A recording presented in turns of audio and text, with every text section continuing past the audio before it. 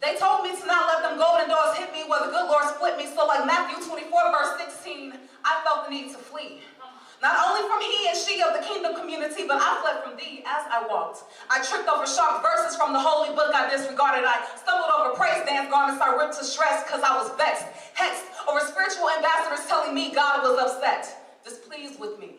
So with lightning speed, I rushed past the gavel and magnifying glass of my peers who called themselves being holy employees of the month, going above and beyond their calling, doing God's job, judging me and not loving me.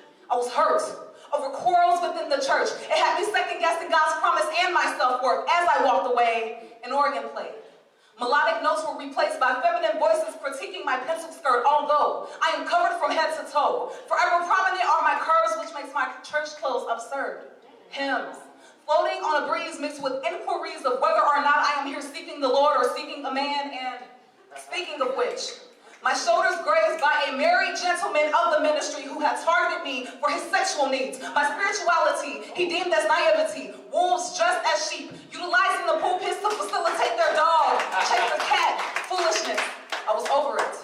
As I greeted the exit sign, I thought I was where I was supposed to be. But as the heels of my feet met the threshold, I felt like a child without security because this community was part of me, an intricate piece of my identity, and without it, I had no identity. I became fair game out here. Life for me wasn't the same out here. I became a magnet to lames. I was a hot bullet with no aim out here. Told that if I ever stepped foot into a church again, I burst into flames. Amnesiac, completely forgetting that God already called me by name.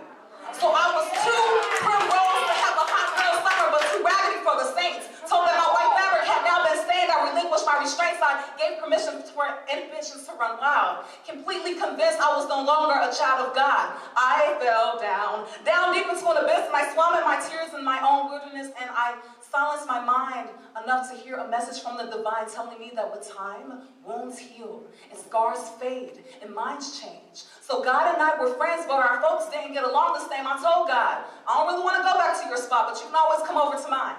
So I found myself getting along just fine with the amens and hallelujahs and my satin scarf and pajamas in the comfort of my own home.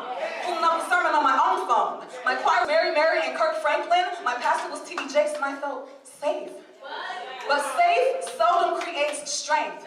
Avoiding an issue never brings forth resolution. It just causes pain to continue. So as this church hurt morphs into church fear, I'm not asking the saints to push me away or pull me near, but please pray for me. And my peace and my sanity. Please petition to the Most High on my behalf, because every step on my own is through broken glass, and this closer walk with thee gets a little harder.